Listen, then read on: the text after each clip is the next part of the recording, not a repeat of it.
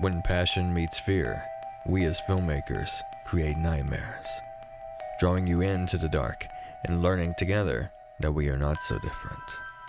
The Highlands Horrorfest brings filmmakers and horror fans alike together to celebrate those fears and embrace the unexplainable. Sit tight, hold your breath, and whatever you do, do not turn out the lights. The Highlands Horrorfest Roadshow starts now.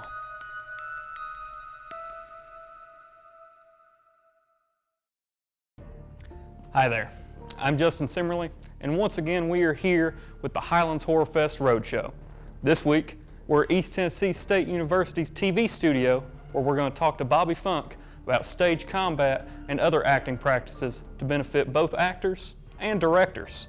So why don't you go ahead, pull up a chair, and let's get the show on the road. Who's on first? What's on second? I don't know. Third base. Hey guys. I appreciate you having me here, and Jake and I talked about this for quite a while, and what I'm going to try to do this evening is talk a little bit about finding emotion that is truthful, and especially as it applies to, say, a horror shot or going into some sort of stage combat. And then I'm going to show you some stage combat stuff, because that's what I do. I'm going to be needing some people from the audience from time to time to come and help demonstrate. So I hope you will be willing to do that. Hopefully this will be helpful to you. Acting, for the most part, is like magic. And stage combat very much is like magic. In other words, we're trying to fool the audience. We want them to think we're doing something that we're not. I want them to believe I am this person, whoever the character is, in this situation, and that I am real. I am absolutely real, regardless of the style of the film or the play. But I am 100% real in this world, whatever that world is. And to do that, to find the real emotion, the great acting teacher Stanislavski created a system of acting at the beginning of the 20th century, and it's still used by many actors today. He called it a system of acting, and what it was training in this newfangled genre of art called realism. I mean, up until then, there was no realism. There was heroic drama. There was melodrama where, people posed. It was bigger than life. It was larger than life. And it came out of Romanticism. And in Romanticism, you wanted to show life as we wish it would be. And that's pretty cool. Life as we wish it would be. Therefore, it's not real. So actors could come out and do poses. And yes, that is a pose from the 1800s. Okay, now I have to tell you this. There was a guy named Del Sart. Del Sart wanted to find truth on stage. He wanted to find truth on stage. He wasn't an acting teacher. He actually was a speech teacher, and he worked with dancers. And he worked on elocution, speaking clearly. And he was all about communication. He was all about how do people really communicate with one another. And so he studied people in real life situations, and he cataloged gestures.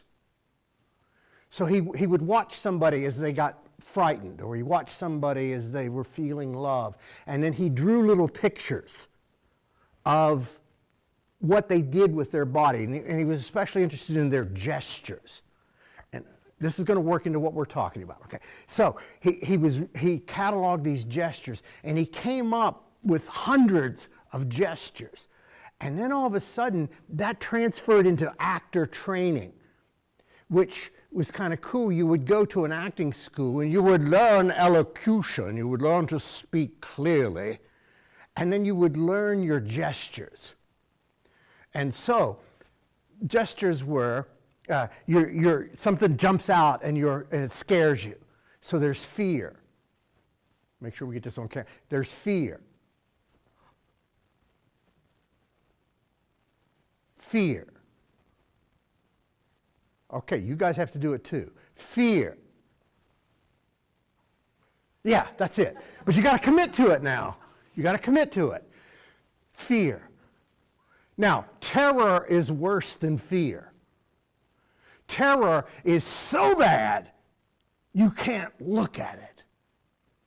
Whatever's coming at you, whatever that monster is that's coming at you, you can't look at it. So, fear, terror. I can dance. Fear, terror. And he had all kinds of these. He would show love from afar. If you adore someone, you showed adoration. And adoration was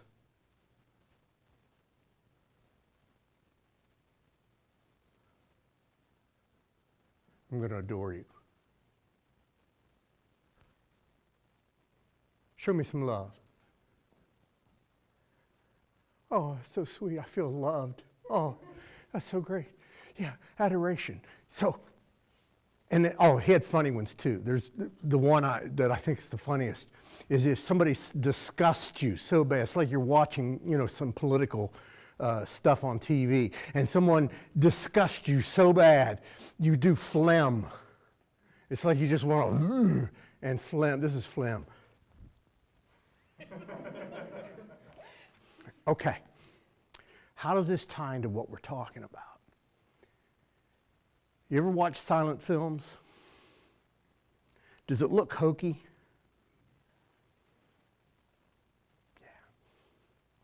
Yeah. It's too big for the screen. But these actors were trained in Delsarte. So when you watch, they're doing all this stuff. And the reason is they learned Delsarte. And they were trained to act on the stage. And here they were doing all this stuff. Delsarte fell out of favor when realism came into being because actors are lazy. They really are. Actors are lazy. Artists will spend hours painting, working on their art. Singers will spend hours singing, working on their songs. Actor will smoke a cigarette, throw it down, walk out on stage. I'm ready. But what we want to do here today is find ways to have real emotion in really heavy scenes. And that's what Jake and I talked about is, you're in a horror film and the monster comes out at you. You can't go, but you see that in some bad films.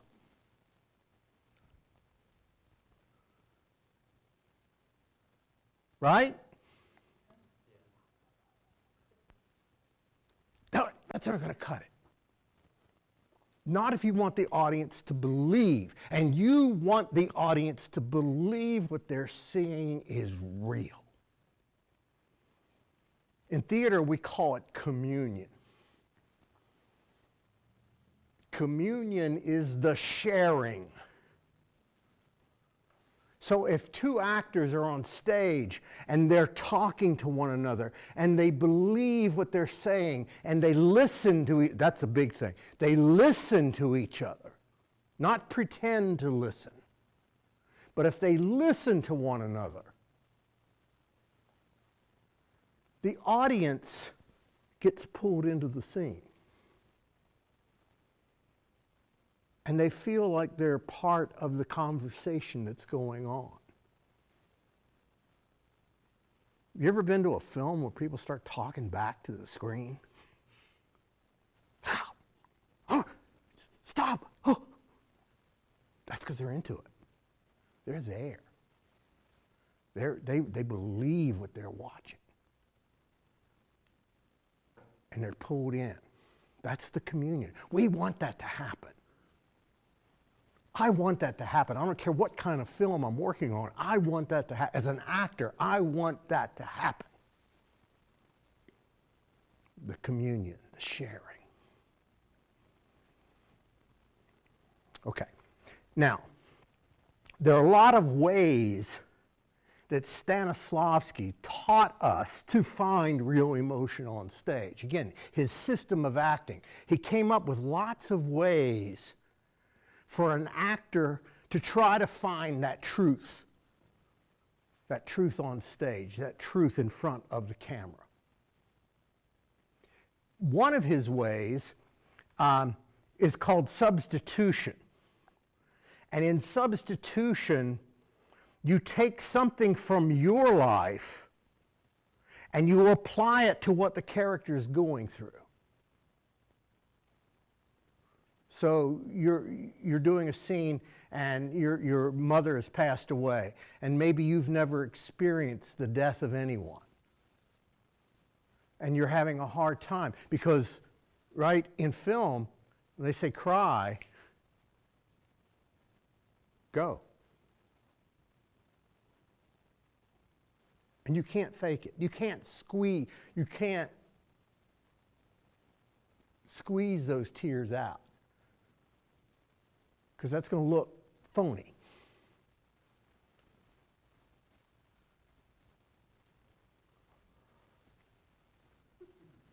Right? I saw a bad director tell an actor once, just stick your finger in your eye. You'll cry right away. No, you don't want to get hurt. Don't do that. But if you substitute something, again, maybe I've never experienced the death of a parent or death of a loved one, but maybe I've experienced the death of a pet. Maybe I've been brought up in a family where there was a divorce and I lost one of my parents who I loved dearly. And you think about that moment. You think about that moment. You say the line in the script. You think about that moment, you say the line in the script, and you cry. You think about that moment, you say the line in the script, and you cry. It's Pavlov's,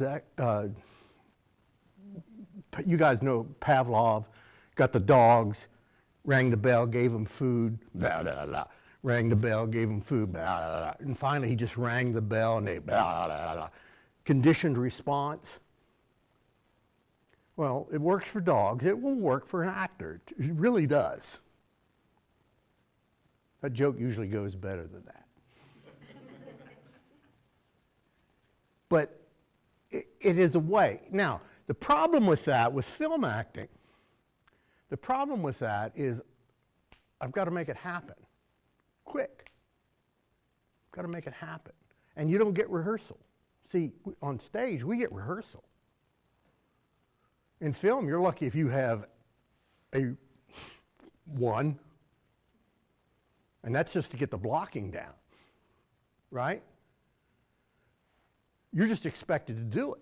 go out there and do it. And since film doesn't shoot anything in sequence, it's rare, we're going to shoot by location. You could show up on day one and they go, this is a scene where you cry. Hi, nice to meet you. I'm Bobby Funk. I'm getting ready to do this scene. Okay, here we go. Cry. Boom. Let it go. Let it go. Cry. But I gotta be real. I gotta be real. I always use this example. Denzel Washington in the film Glory. I don't know if you've seen that film. If you haven't, you should. He plays a character who it's during the Civil War, and he plays a character who went off out of the camp to go find shoes because he doesn't have any shoes, and he's got blisters all over his feet.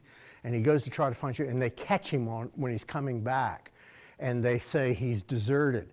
So they tie him to a wagon, a big wagon wheel, and the sergeant comes up and rips his shirt off, and he's been ordered to get 40 lashes with a whip. And when they rip his shirt off, he's a runaway slave who's now joined the Union Army, and his back is covered with whip marks. And the sergeant goes, doesn't want to do it. And he looks at the colonel, and the colonel goes, do it. So he starts to whip him. And Denzel's character doesn't want to show that he's hurt. He doesn't want to show the emotion. Oh my God, Denzel's such a good actor. And he's standing there, and his back open, his front is up against this wagon wheel, and Denzel Washington just stands there, and as they whip him, you can see him flinching each time he gets hit.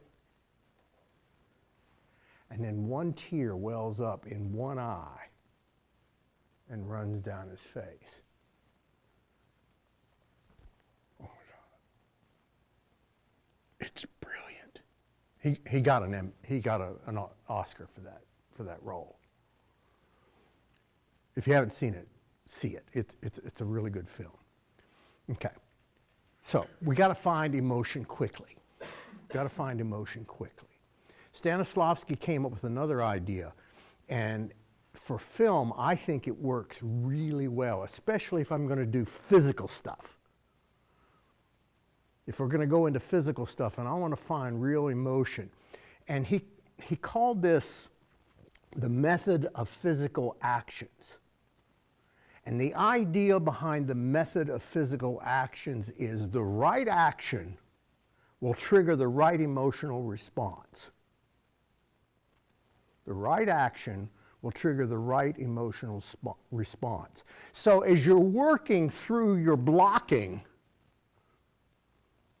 as you work your lines, as you're working through your blocking, you're trying to find a physicality that will help you find that emotion needed for that scene.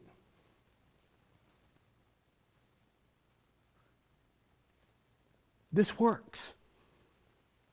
It truly works. Have you ever made yourself depressed? Not clinically. You ever just wanted to be sad? Bad day, you're going to show, I'm going to be sad.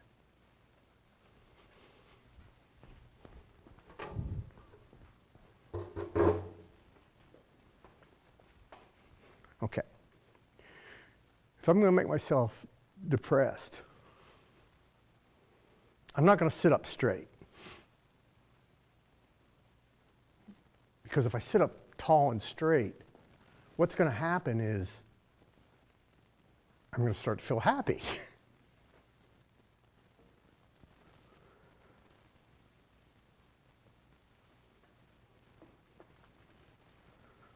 and you pull in.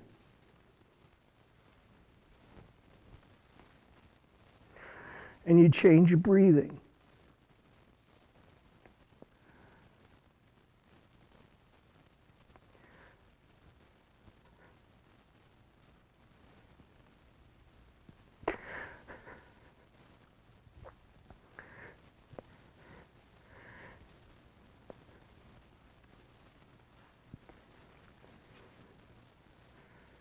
And now I could play that scene.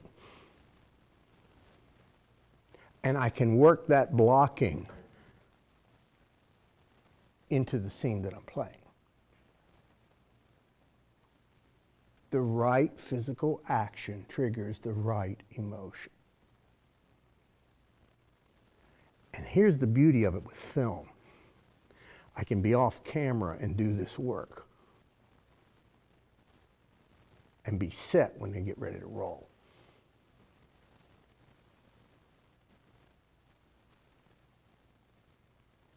You ever see American football players prepare to go out on the field? In the locker room, they start beating the hell out of stuff.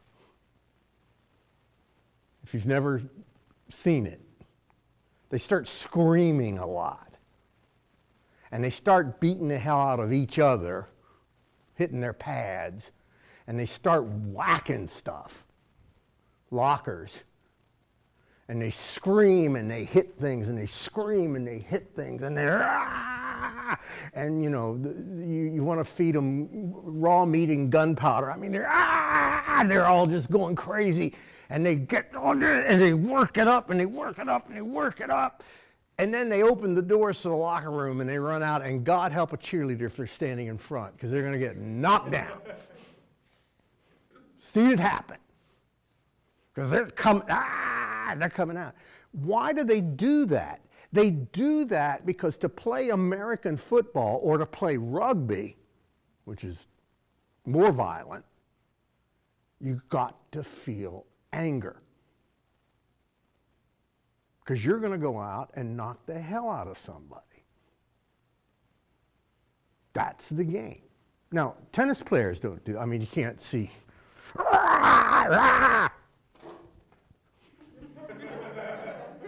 You know, it's different sport. You find a different physical action. But in football, they do that. American football, they do that. And, you know, God help you. So, I want to show you something here. Now I need a volunteer. Come on.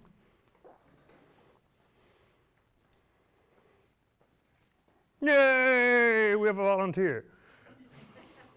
Hi, stranger. How you doing? We've not met. Never. It's a pleasure. Indeed. Okay. We're going to try to do something here, and I'm going to try to get you to do something here, and I'm going to ask that you take your hat off. Okay. And no one was hurt in the throwing of that hat. Okay. Now, what I want you to do, we're going to try something. What I want you to do is, you're going to have a line, and somebody has just hurt someone you love, and they're standing right in front of you, and you're going to walk up, and I'm going to give you a line, and it's, I hate your guts.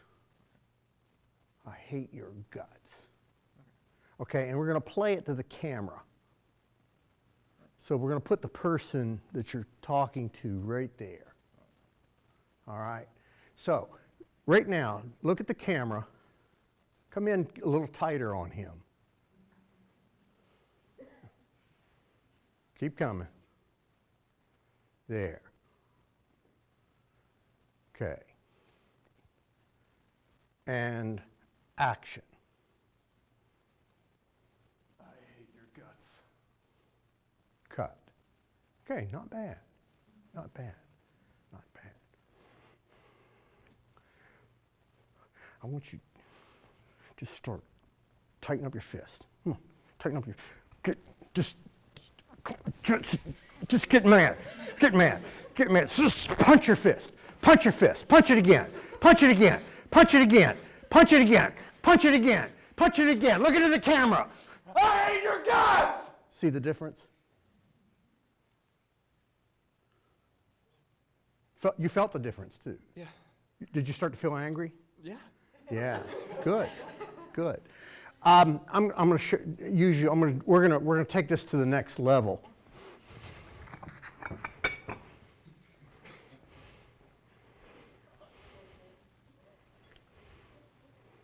I want you to just go. Okay. Come on. Faster. Come on. Come on. Feels like high school again. Come on. Come on. Focus on that. I hate your guts. Say it as you do this. I hate your guts. I hate your guts! I hate your guts. I hate your guts! I hate your guts. I hate your guts! I hate your guts. I hate your guts! I hate your guts. I hate your guts! Drop the legs. Look at the camera. I hate your guts! Different? Do you feel that? You can go rest. Thank you. Thank you.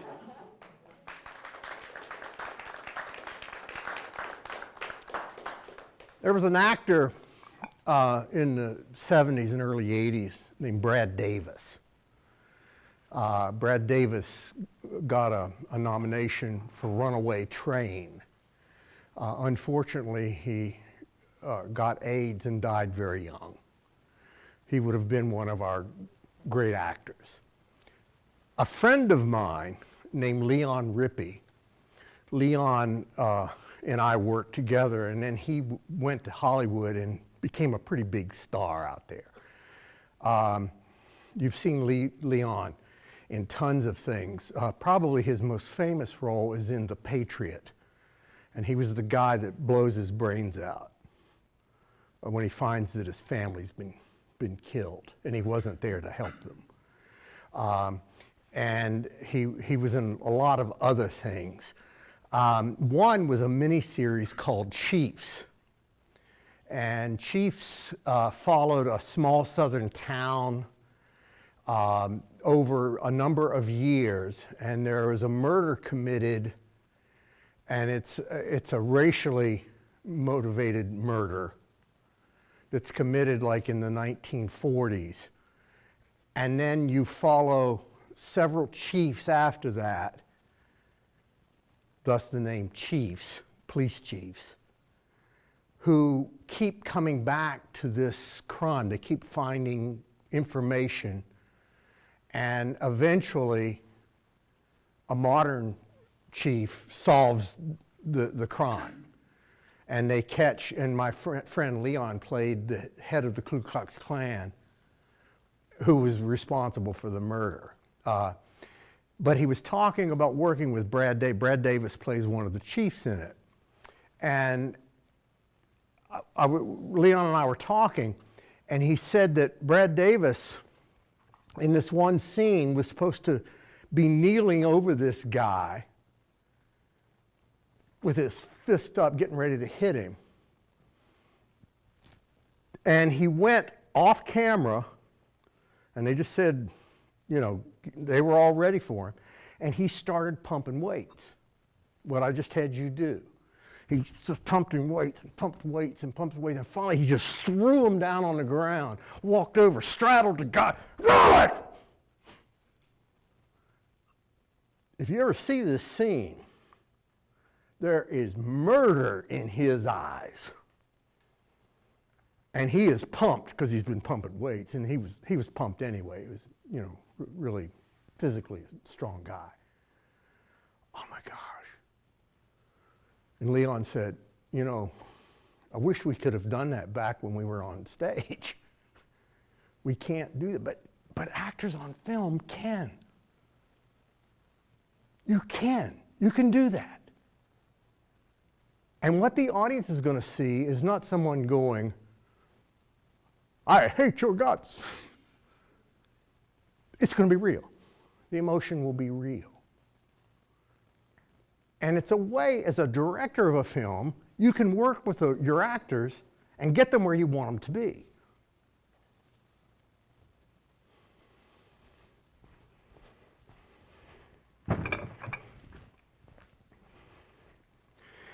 there are actors out there, and you read about them, and they reach this level of acting where they become the character. While they are on screen, they are totally the character. Daniel Day-Lewis does this. If you read anything about him, when he played Lincoln, he literally would never call anyone by the actors by their names. He called them by their character names. And he would even text them. Dear Mr. Seward, because he was Abe Lincoln. He was Abraham Lincoln. And there have been others who have done this. They become the characters. Robert Duvall's pretty famous for this. Robert Duvall, when he played Gus McRae in Lonesome Dove, again, one of my favorite miniseries, he refused to sit in a director's chair. He sat in a rocking chair because he said Gus would sit in a rocking chair. And he refused to get water from a plastic bottle. He had a canteen, and he would pour it into a tin cup and drink his water because that's what Gus would do. And from the time he got into makeup until the time he left for the day, no one could call him Mr. Duvall. They had to call him Gus or Mr. McRae because he wouldn't answer to the other. He was that character while he was working. Now, Uta Hagen says in her book on acting, if you are your character when you go home, you need therapy. But while you're on stage, while you're there in front of that camera, be the character. Be the character. And I'm thinking through my lines, and I'm doing the physical work, right? Doing that physical work. And it's real. It's real. Okay? Now I want to change what I'm talking about here for a little bit. And what I want to do is a little bit of stage combat. Now we got all angry. We're going to do a little stage combat, a little bit of work. Because the camera, again, if we think of ourselves as magicians, we're going to hide stuff from the audience. And you can get away with a lot of stuff if you just know where to place the camera. I need another volunteer. I don't care who. Come on. Number 2 in your program, number 1 in your heart. There he is. What's your name? Dylan. Dylan. Okay, Dylan. You mind if I touch your shoulder? Yeah, sure. You do mind? Oh, I'm sorry. Wait, no, I don't. It's okay. Are you nervous? A tiny bit. Don't be. I don't bite. Most of the time. Okay. Here I'm gonna do a punch. I'm gonna teach him to do a punch. And I'm gonna give it away. I'm gonna show you what we're gonna do. And let me see you go like this. Now, get mad, get that physical, and just go boom right at my face. Yeah, no, but don't move your feet. Oh. Just throw the punch. Yeah, do it again. Oh, that looks good. Do it again. Get really mad. Yeah, just straighten it out and pull it back. Yeah, that's what I want. Okay, now in stage combat we have a thing, we call it measure. And in measure, put your arm all the way out. The one you're going to hit me with. Aim it at my face. I'm going to get right there because I know about that far apart, I know he can't hit me as long as he doesn't move his feet. Okay, throw that punch again. Mean it. All right. Now, if a punch is coming at me and it's hitting me here, which way is my head going to go? It's going to go back. That's another thing that you'll see get wrong in film sometimes. The punch will come from an angle and they'll turn their head straight. And you know they didn't get hit. Okay, so throw that punch. Now, you're here. I hate you. Huh! Do that. I hate you. Now I want you to go, ha! Ah! There. Okay, now I'm going to react. Oh! Now, on stage, we would make a nap. But you don't do that. You're going to put that in later. And you'll find the gnarliest sound possible. Again, no punches on film are real punches. The sound isn't. They're beating bags with baseball bats. They're finding the most violent sound possible. But if I stand here, throw that punch again. Okay. You see the miss. The camera sees the miss, right? I'm not reacting. I'm looking at the camera. Throw it at me again. Okay, good. Now, all we got to do an over-the-shoulder shot at him. Now, stretch out so I know how far I am. Okay, there we go. Now, and you're going to go, ah! Ah! How'd that look? I can't see it. Did it look like he got me? Yeah, he's missing me that much. So you can put together a whole series. You know, you can go jab, jab, hook. None of them are going to touch. And I can do it from here. You go 1, 2, 1. So, no, just let your head turn. Follow my fist. Follow my fist with your hand.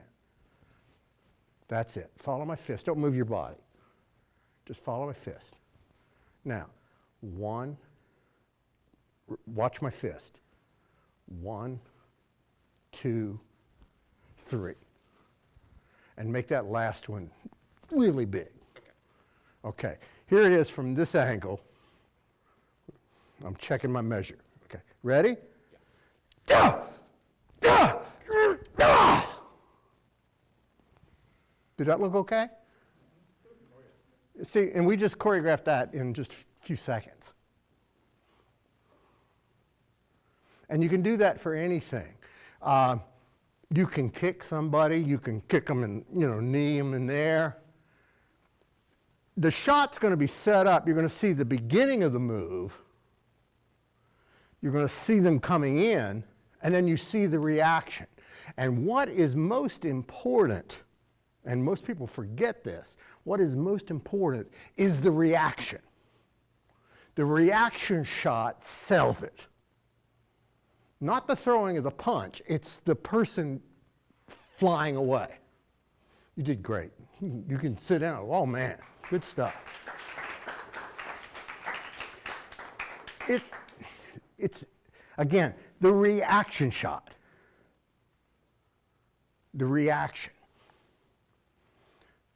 As long as people are playing the pain of the hit, it works. Unless you're going for comedy, which they'll do with a lot of your Avengers and stuff. The Hulk gets hit and nothing happens. He just, a boulder can hit him and he'll go, what was that? That's because that's how that character reacts. But you react in character the way your character would react. Now, I'm sure you guys have covered this. In most union films, if you have an actor, they will not do the stunts. They'll do some reaction shots. They'll do the beginning of the movement, but they're going to put a stunt person in there to do the real stuff. I don't care how much Tom Cruise says he does his stunts. He doesn't. Why? Why won't they let a big actor do their stunts? Yeah, if he gets hurt, the film shuts down. They're going to lose money. The insurance company that put up the insurance for this multi-million-dollar film and a multi-million-dollar star is going to say, hell no. You're not jumping off a building. That is not going to happen. We'll see you start. We'll see you after you land. Stunt person goes flying through the air. But actors do get used a lot in certain shots. My friend Leon was in Young Guns 2. I don't know if you saw Young Guns or Young Guns 2, but he's in Young Guns 2. He plays the jailer, and he has Billy Bonney, Billy the Kid, locked up in his jail. And he leaves his deputy there to watch him. And he goes off to go get breakfast. And while he's at breakfast, all of a sudden he hears a shot and a body comes flying out a window. It's his deputy. And he goes, oh my God. And he goes running back.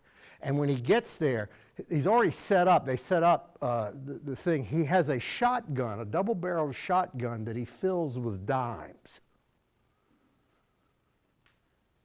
And it just rips people apart when he shoots them. So when he goes running into his jail, Billy the Kid's standing at the top of the stairs with his shotgun. And Leon looks at him, and Billy pulls the trigger, and then the line that I'll never forget, keep the change. But you'll see Leon go flying back. Now, the funny story that he told me was they hooked him up to a harness. Because on stage, we prep and throw ourselves back. But if you're doing a shot where you see the actor prepping, then we're giving away the magic.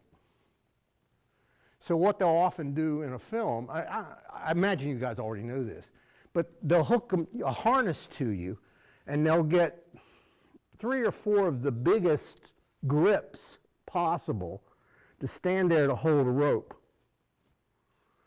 And then without telling you when they're going to do it, they'll just jerk your butt back onto a mat, and you'll flop on a mat. And Leon, who's about 6'4", big guy, said they about killed him with that one pull. And they only had to do one take. He said that was enough. But if you see the film, watch his eyes. He said, ah! Because he said his whole guts just came out as they yanked him back. And it really works. Which leads me to another thing. Gunplay. We just recently, with Baldwin, had an actor kill assistant director. I'm sure you guys know about this. Should never have happened. Why? Because the armorer should have kept those weapons locked up and at the last second handed that to Mr. Baldwin, and Baldwin would have checked the gun. It had already been should have already been checked by the armorer. Then he would have checked it. Then they would have gotten ready to shoot. They didn't do that. The armorer wasn't on set. An assistant director just picked up a gun, handed it to him. He never checked it. And when he put put the gun, they said shoot towards the assistant director because it was a rehearsal. He shot her. Okay. But that shouldn't happen anyway. Let me have a volunteer again, just real quick. I want to show something about a gun. Somebody, real quick. Yeah, come on. Okay. Stand right here. All right. Now, I'm trying to see the shot here. All right. Where have I got the gun pointed?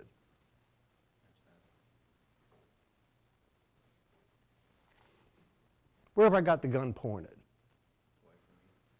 You're giving it away. I want them to see. Where's the gun pointed? Can you tell a difference? I'm aiming right off his shoulder. Always aim upstage from the camera and upstage of the actor you're pointing it at. You don't have to point it directly at them. I can have it here and it's actually right there.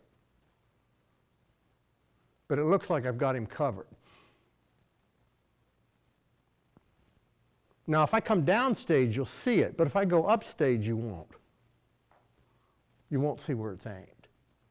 And again, with a series of cut shots, we can come in on the close-up. And eventually, if the director wants one here, we can do that. But guess what? That gun will be nothing. And then they can do a shot into the gun, so you can, if it's a 6-shooter, so the audience can see something in there. But you don't see it on this shot. That keeps it safe. That keeps it safe. It's, I was talking with my daughter about this last night, Brandon Lee.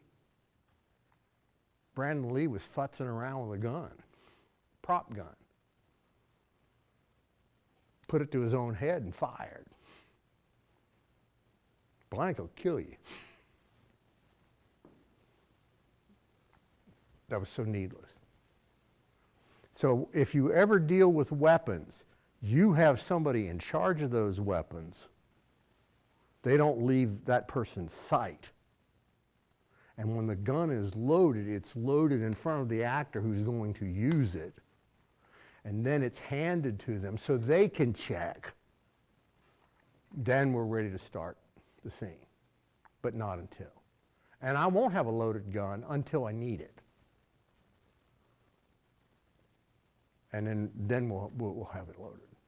But you got to be safe. You just have to be safe. Everything is real, the emotion, until you get to a shooting weapon. And it can't be. It just can't be. You did great. Thank you. How much time do I have? Well, I'm about done. And I wanted to have questions. So my big takes tonight: work for real emotion. Find truthful emotion. There are a lot of ways to find it. When you're ready, then shoot. If you're going to use weapons or if you're going to fight, just remember, as a director of a film, camera placement will make the fight work for you. You don't have to get in close. I'll leave you with a horror story. I worked at an outdoor drama up in Cherokee, North Carolina, under these hills. And I was pretty young. It was one of my first paying gigs. It wasn't my first, but it was one of my first. And in that, it's about the Cherokee Nation. And then the play ends, they get sent to Oklahoma. It's the Trail of Tears. And in the story, they show how the Cherokee saved Andrew Jackson's life when he was battling the Creek Indians.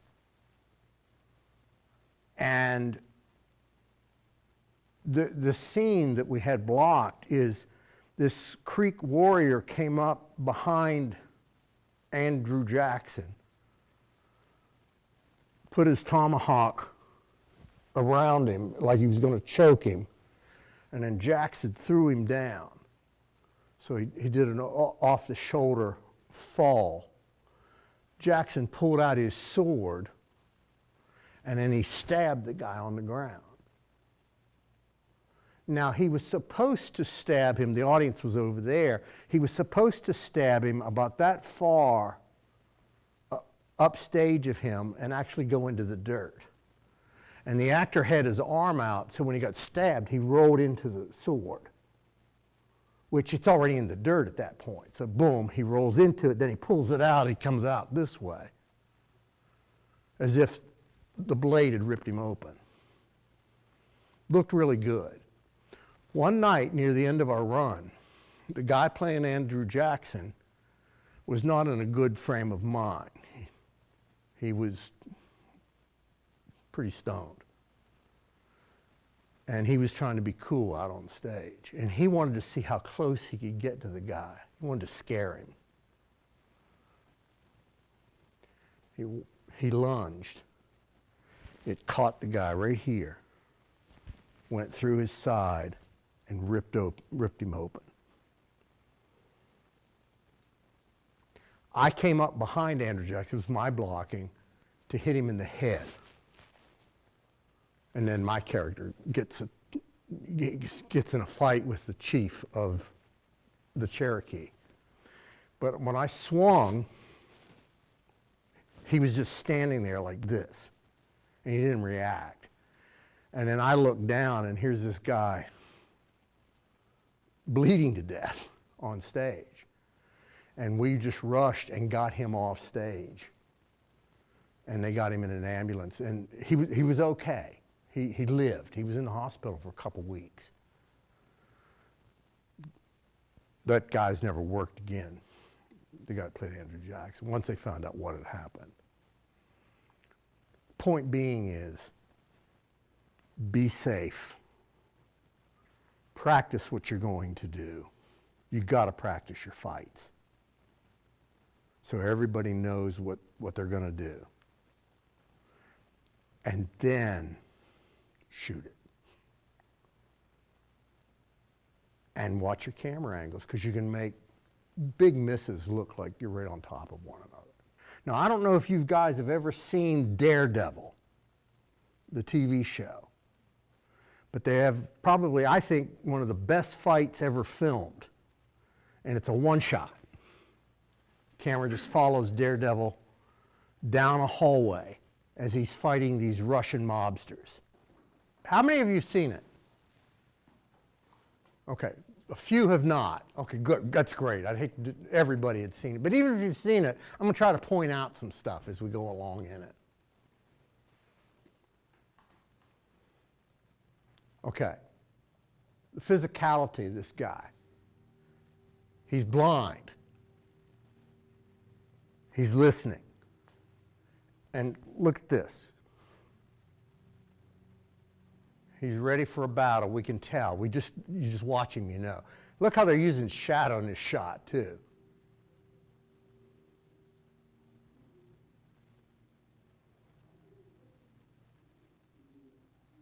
Now he's got super hearing.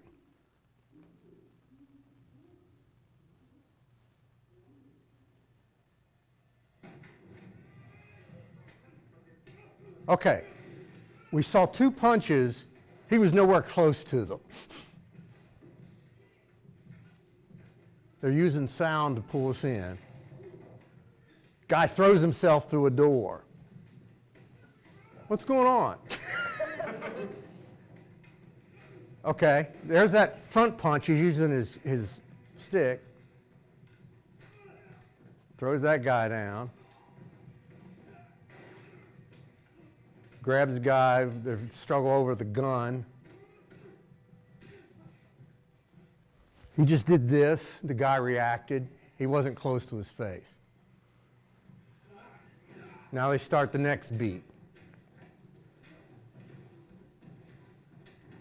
The camera's hiding everything.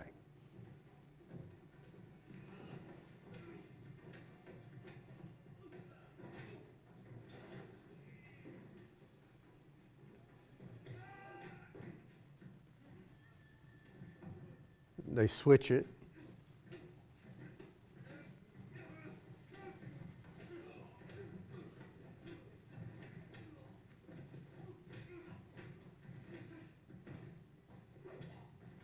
That kick was nowhere near him. Now he's getting tired. I love this blocking because he used the wall to get more energy for the hit.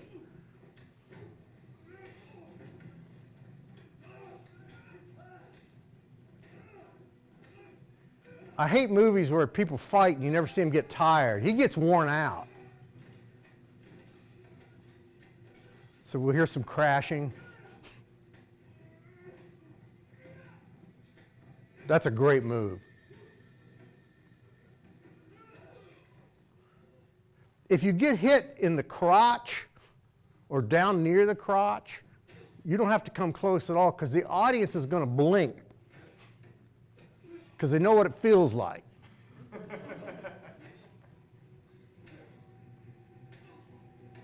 So that's all reactions, just all reactions. And I just think that's an amazing fight. And if you look close, go home and watch it up close, I mean, where you can stop it. You'll see he's missing them. There's one guy that's even down front, and he's here, and he punches down on the guy, and you can actually see him punch to the floor. But the guy does such a good job letting his head go into the floor that you go, oh my God. But it's true. If you see somebody hit or punched in the crotch, it's such an excruciating pain for a man or a woman. Boom. As soon as that comes in, the audience does this. And you've, at that point, have missed. And they don't know it. It's just human nature. You know, we feel that pain. We know that pain's coming, so we flinch just a little bit, and that's enough time to hide it. And the big thing about these fights, as opposed to on stage, your fights on film have to go fast. We slow them down on stage so the audience can follow it. But if you slow it down for a film shot, the audience will see the misses. So it's got to be well choreographed so that those punches are happening and nobody's getting hurt. Also, they have the advantage of putting stunt people in, and stunt people kind of like bragging about getting hurt. They're kind of a sick bunch of people. You know, if you ever are around a bunch of stunt people, they go, man, look, I 42 stitches right up, my bone, it was sticking out. And they go, I got picked, let me show you. That's not actors. Any questions? Are there any different techniques that you use for like on stage or side? Because like some of the stuff you were saying would be easier for like shooting, but like if you're getting pumped for a scene where you're gonna get angry on a stage, is there different ways you can do that? Well, because you have rehearsal time, you can use things like the substitution and the right physical action. If you work on finding that and tying it with your lines, so as you rehearse your lines, you're rehearsing those actions, you'll find the emotion. The emotion will come through. The big thing with crying especially, nobody wants to cry. People don't set out, I'm going to cry, unless it's to trick somebody. You cry because you're trying hard not to cry. I mean, don't go to If a dog gets killed in a film, don't be with me, because I'm going to embarrass myself. And you, because I'm going to be weeping out loud. I can't watch my dog skip ever again. I was an emotional wreck for 2 weeks. But you find those triggering objects, you find those things that are going to work for you, and then let that, tying it in with your lines, and use it in rehearsal. And when you get to performance, you'll be finding the right emotion. The problem with film is it's just got to happen quick, and it's got to happen on the day you do it. But when you're working your lines, Michael Caine says this in his book on acting for camera, is you work your blocking. You work your movements as you run lines, and then the movement and the line tie together. That's a good question, though. Other questions? Any other questions?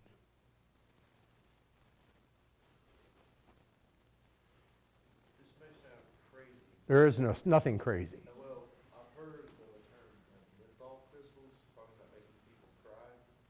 On certain movies, I guess on like director commentaries and stuff, they talk about actually blowing menthol crystals to people's eyes, which to me sounds pretty insane. So I don't know. That's very insane. Yeah, you shouldn't do that. Yeah, I would never. If somebody suggests that to me, I would say no. But Yeah, I would say no. I would not do it. And there's other ways that you can find that honesty. And an actor can find, it's like the guy that I saw tell an actor, stick your finger in your eye and you'll cry. Yeah, you will, but you might damage your eye while you're doing it. Michael Caine says this in his book too. If a director asks you to do something and you're a little leery of it, whether it's stage combat or some blocking or whatever, always say, show me. You do it first. Show me how it's done. That's right. That's right.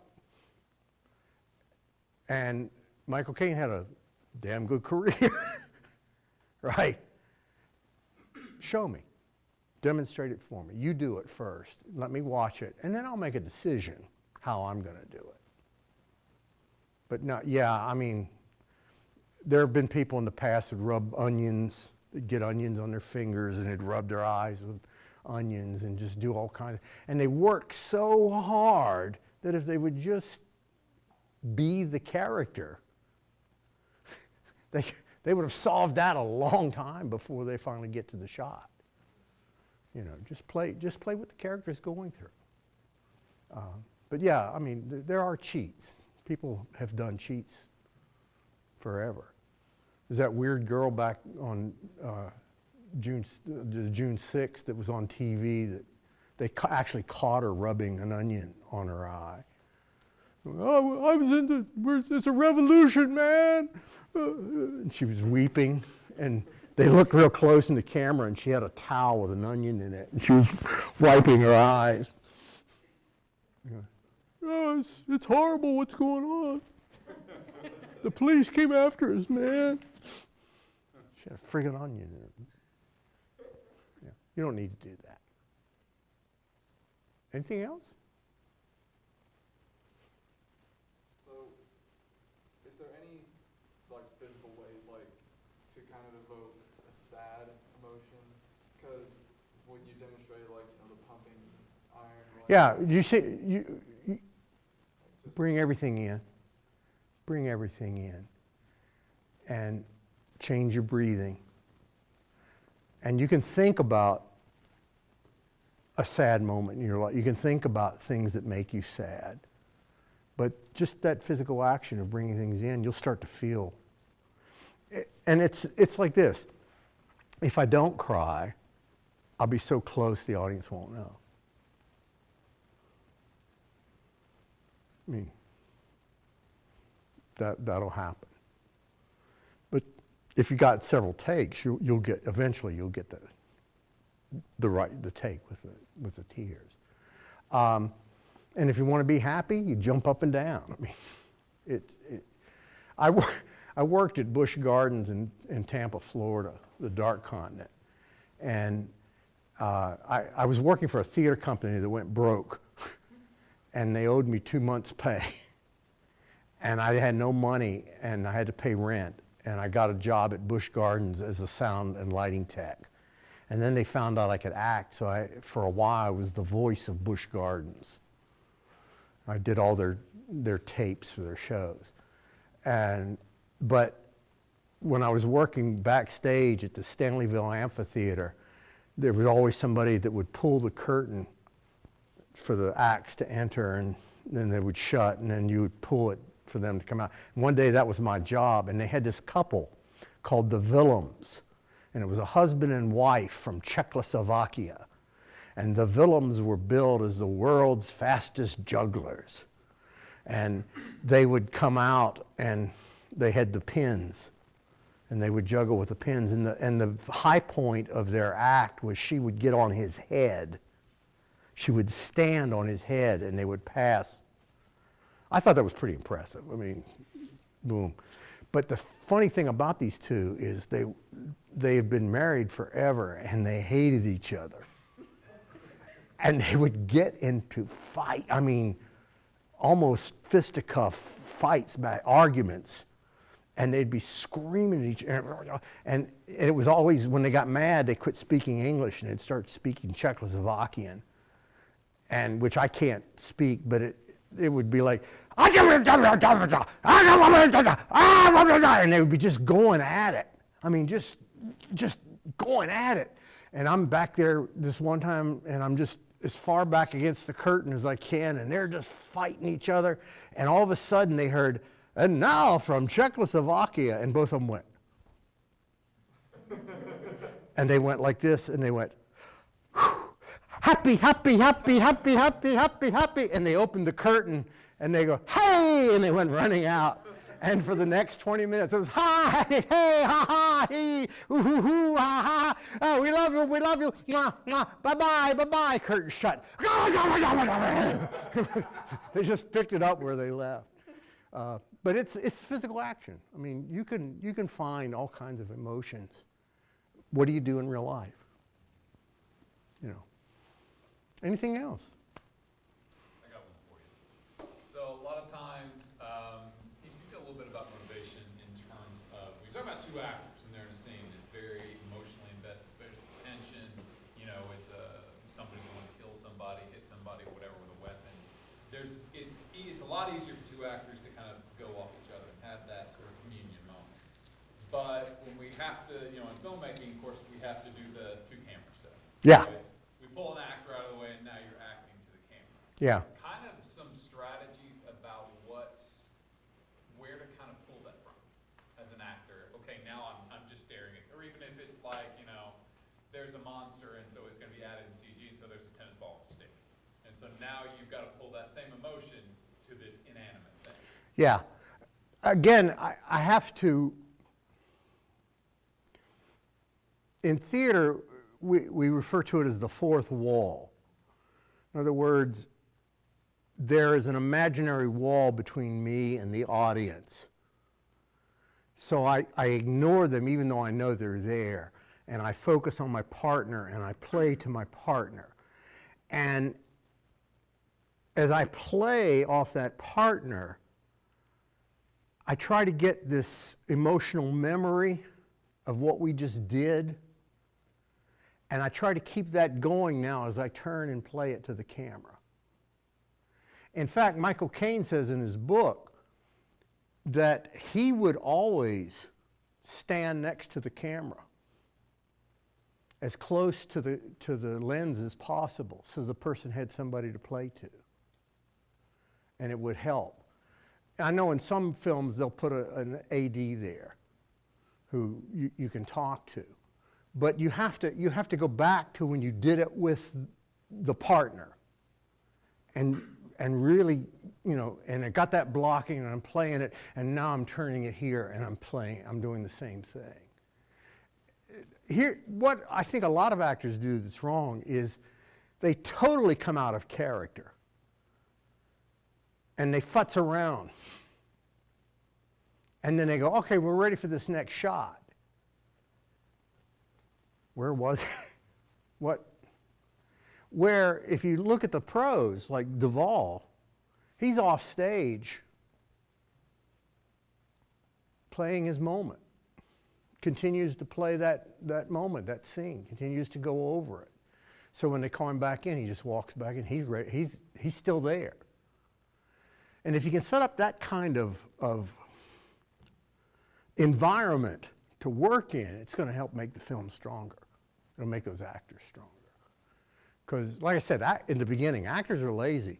If they get a chance to go away, they'll head off. Oh, they got food over here. Let's go over here and let's tell jokes. And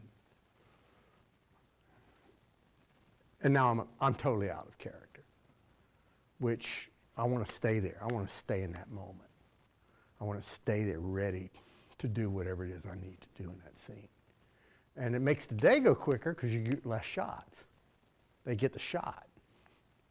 That's your job. Your job's done then. You know, I shot an industrial once, and it was about installing meters. It was for an electric company. They were showing how to install meters, and the script was somebody got blown up trying to install a meter, and they had the new guy, and they were working with the new guy to teach him how to install a meter. And it was an industrial film. They were showing workers at the company how to install meters. And my character was a smart-ass carpenter that just goes up and goes, "Oh, you're the new guy. Don't you get blowed up." And they got it in one take.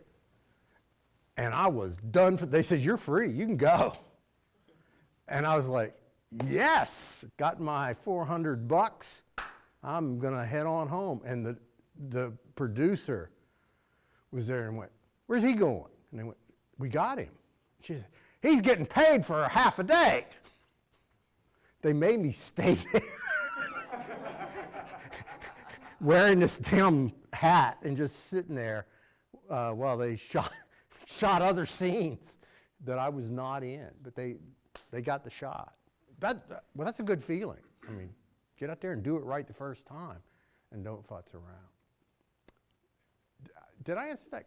I don't know if I answered the question.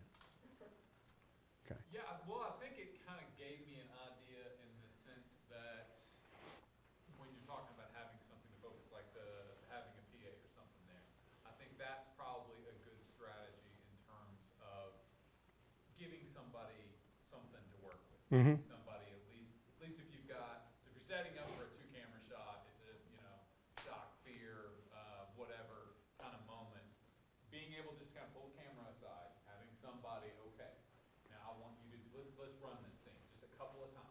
Let's get this in, and then I'm going to take this person and move them, set them right behind the camera, now you're going to do it again. Yeah, do it again. And you do it, boom, boom, just right into it. And, I mean, if you read, when they did Roger Rabbit, the guy that played Roger Rabbit didn't have to be, but he was there for every scene in a bunny suit. And he stood by the camera. He stood wherever Roger was supposed to be to help them have somebody to play off of. And man, you can tell. I mean, when the actors are talking to Roger, you're sure Roger is right there. Even though the animation came in, he, as a voice actor, he showed up on set and made it happen. And it's a brilliant movie. I think it's a brilliant movie. And Gollum, the guy that played Gollum, did the same thing. He was all over that set, helping to get the shots so they could get the shots they wanted to get. So we live in a different world now, I mean, with animation, and actors have to play to nothing. So you've got to dig down deep and pull it out of yourself and really play to people. That what if I was this person in this situation, what am I going to do now? How do I do this? And then commit to it. Anything else? Well, I've had a ball. Thank you for having me. Thank you.